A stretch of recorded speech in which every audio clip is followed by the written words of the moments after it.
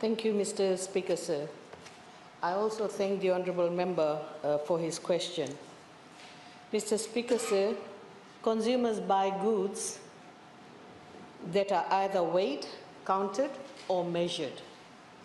So the role of the Department of National Trade Measurement and Standards, what we call DNTMS, is to facilitate fair trade by ensuring use of accurate weighing and measuring equipments.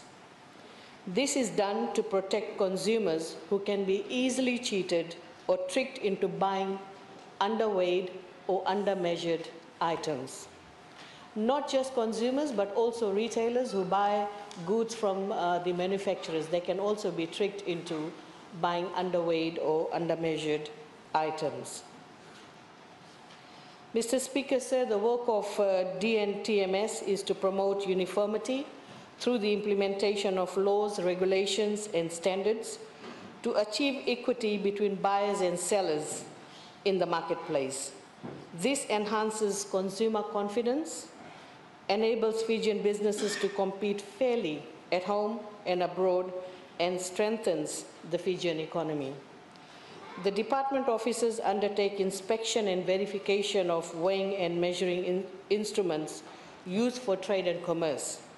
This is to ensure that the respective scales are giving accurate reading. For example, the scale used in the market or in supermarkets will be verified and sealed as providing the accurate reading.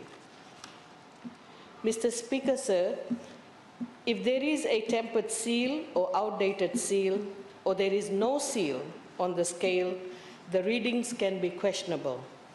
The department is responsible for scales ranging from market scales to weighbridge, which is used at the sugar mill, for example, to fuel tankers, water meters, energy meters, to name a few. I thank the honourable member again for his question. Thank you, Mr. Speaker, sir. I thank the honourable minister.